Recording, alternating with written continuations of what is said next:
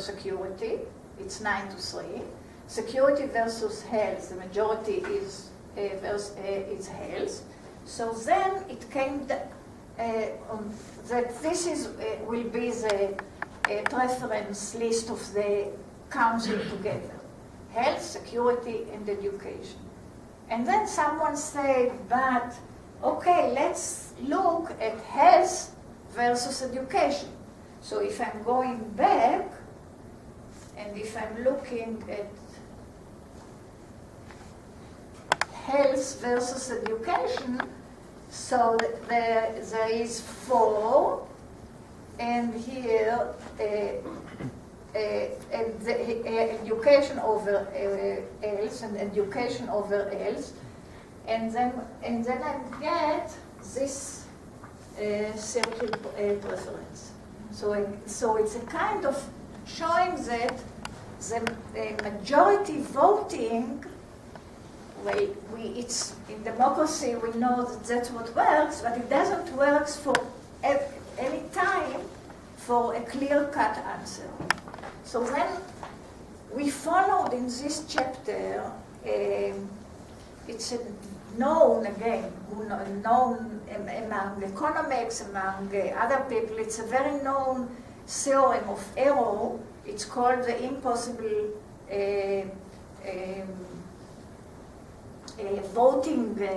voting situation.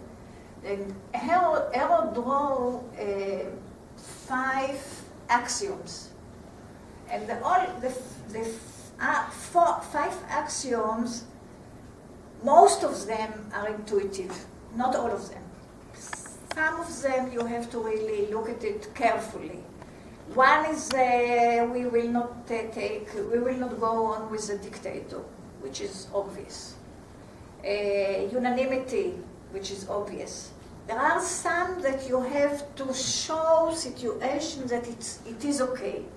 But at the end of it, what error is, it's a kind, so we are doing it progressively, showing or trying to show that the axioms are following our intuitive feelings toward justice or whatever. And it came out that there is no rule of voting that will fulfill the all 5 axioms. So 4 of them, yes, but not all the 5. So it's as if, we are staying with no clear cut, but again, it was a kind of, I think, if I'm talking again from a perspective point of view of teaching mathematics, I think it's very educating to get an answer that we have no answer, or that we have no clear cut. So, because I think usually in high school, we know, okay, we have a solution. We have one solution. Quadratic equation, we have 2 solutions. But here comes game theory, and we have either you don't have any solution, or maybe it will not be a solution, or maybe it will be more than one. So I think that from educational point of view, as a mathematics teachers or whatever, to get kind of intuition toward mathematics, I think it's a very good one. But we are doing it in this chapter very slowly. We are trying to offer kinds of rules in order to aggregate a kind of voting. And every paragraph is dealing with another one, which is following the axioms. And then we are going to prove the theorem. It's not very easy, I must say. But sometimes if the groups, if the kids are, you can see that you cannot really prove the theorem at the school, at the classroom, but still at least you can say there is a theorem that says it. And you can show all the examples that works or not. And believe me or not, but there is a proof. And if it doesn't go proving it, it's also a way of doing it with kids who are not majoring in mathematics. So this is the second chapter. The third one is the Shapley value. Now, in this chapter, we are doing again something in a way toward what I said, saying that we can have more than one solution. It's a kind of, we are talking about the Shapley value is one solution and a unique solution for a situation for cooperative games. Now we are talking a little bit in presenting the whole situation about cooperative games and non-cooperative games.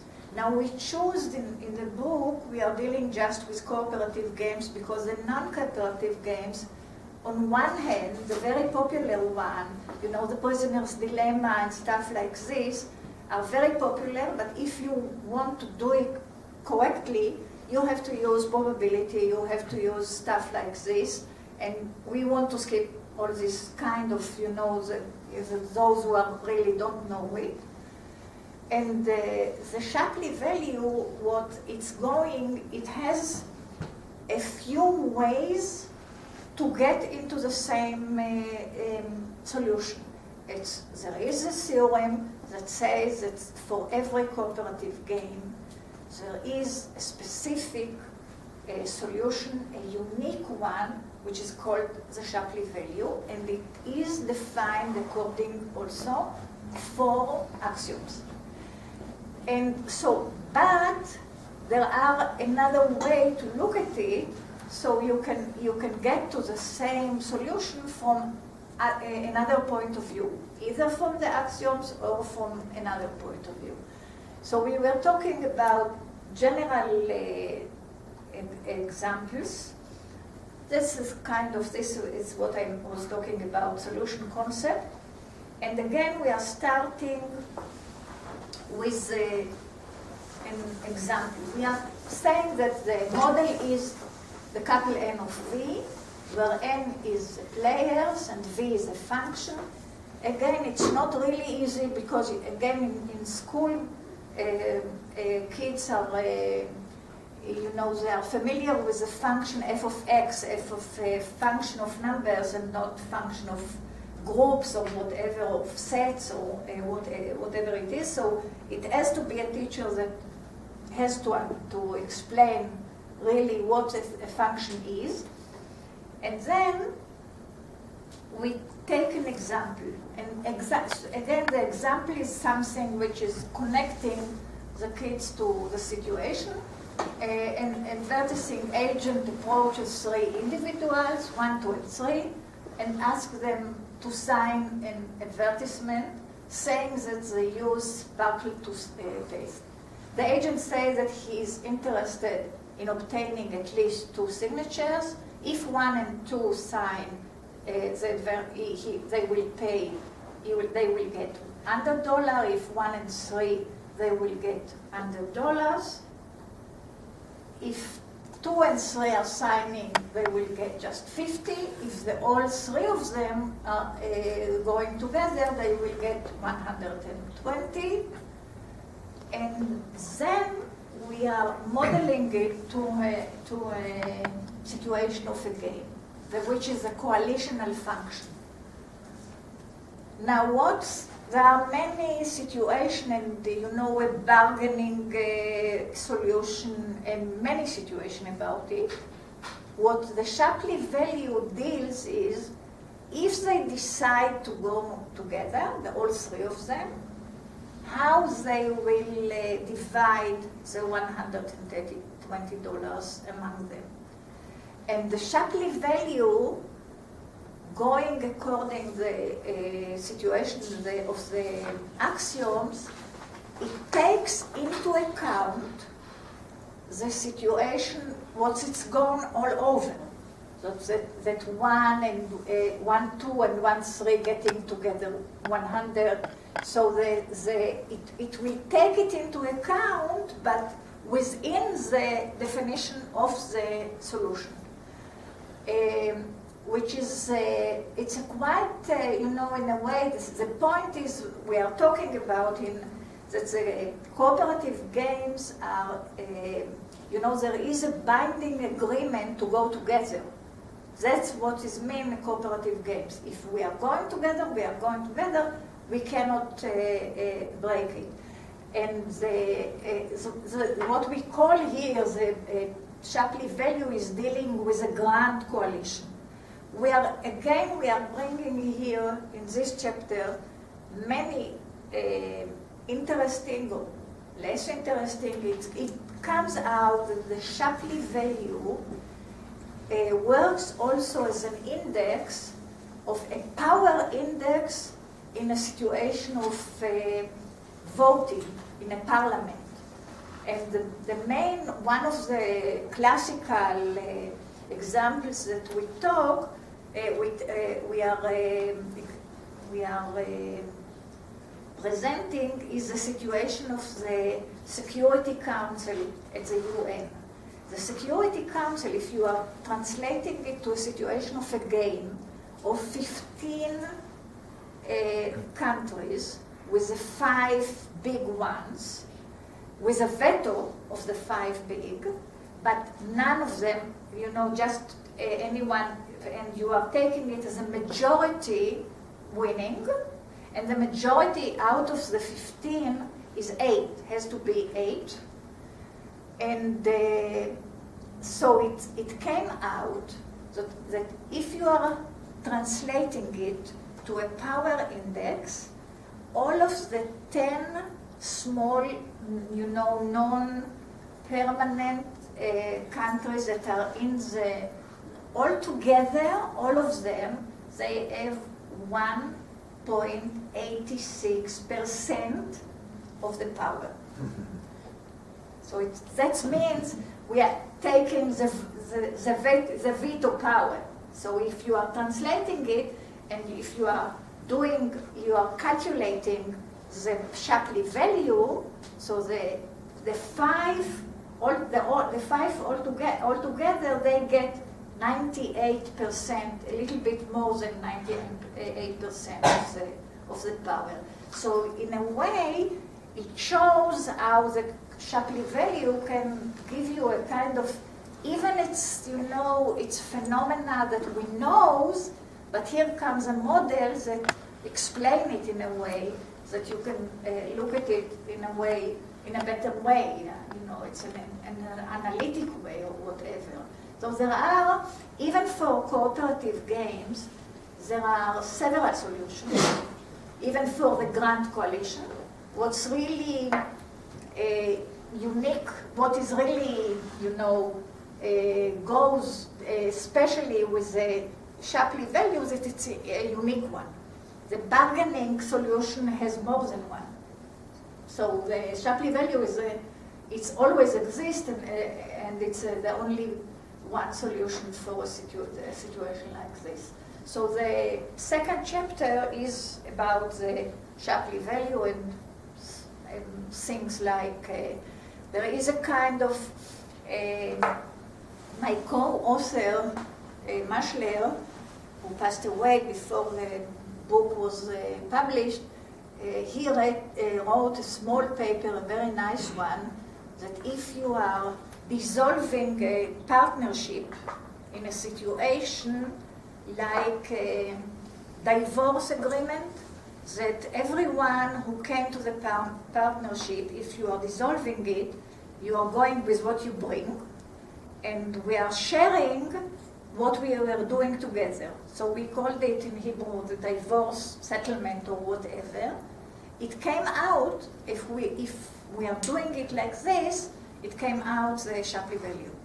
So I remember when I was teaching it at school, so someone told me, I can be a civil advisor, because in the first chapters I'm matching people, and the second I have something about voting, and the third something about divorce, and in the end we have some kind of bankruptcy problems and health. So that's it. So I'm set up. So here is the third one. The fourth one. The fourth one is the analysis of bankruptcy problem from the Talmud, starting from the Talmud. The situation is we have bankruptcy situation where there are claims against a given estate, and the sum of the claims against the estate exceeds its actual worth.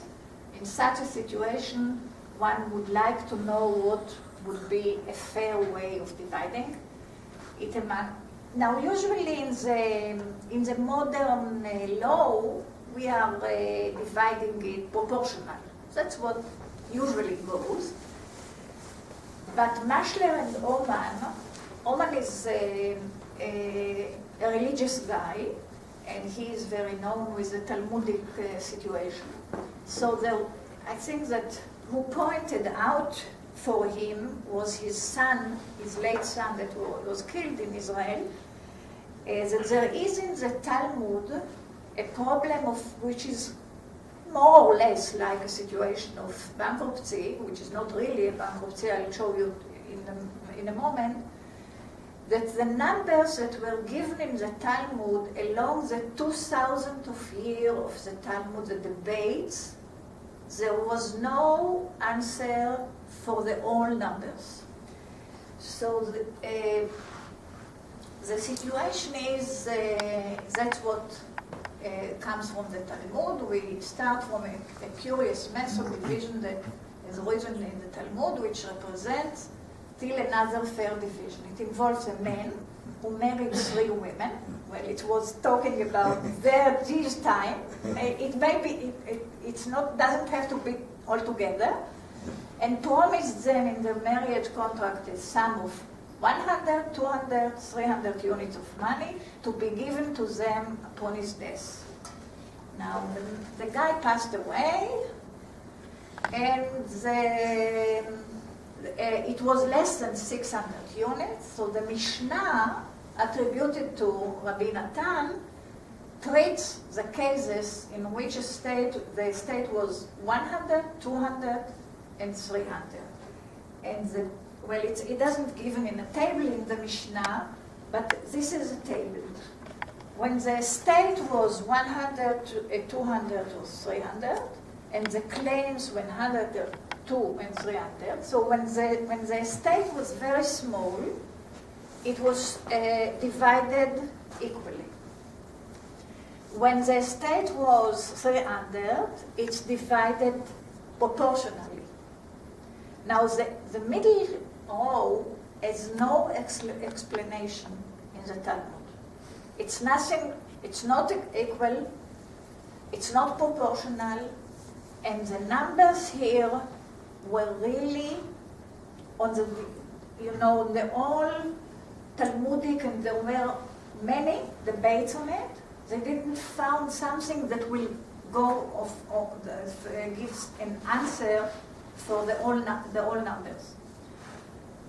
So Maschler and Oman tried to translate this situation to a cooperative game, and it came out that that same table, which is called one of the solution, which is called the nucleonos, gives the all numbers. Now, for sure, they didn't know it because the nucleonos was created, it was 1969 by Shapley in Israel, so it was not really.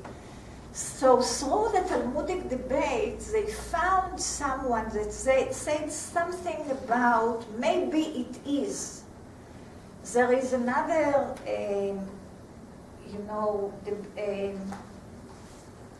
principle of dividing something in the Talmud, which is called the contested garment. There is also in the Mishnah it appears, two hold a garment, both claim it all, then one is the awarded half and other half. Now two hold the garment, one claims it all, the other claims half, then the one is awarded 3/4 and the other is just 1/4. What's going on behind? If I'm just claiming for a half, so the other half I'm not claiming of.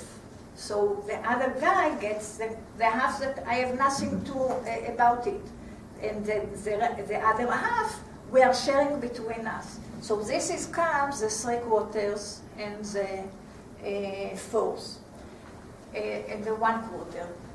And it came out that if you are looking in the same table, I show you an example with other numbers. You can see if the garment is 100 and there are two claims, 80 and 50, then uncontested is if he wants just 80, he has no claim on the 20. He just claims for 50, so he has no claim on 50. So 70, it's uncontested, and the division is 15-15, so one gets 35 and one is 65. This is according to the contested garment. And if you are going back to the table that I showed you, if you will take any two numbers in the table and you will work of it with a principle of the contested garment, it works. So what they took, because the contested garment is also offered in the Talmud, so they say they expanded it not just for two, for three or more. And then it's a kind of, we are defining consistency about it and stuff like this. And it's another way to look of an estate. That's it. Thank you very much.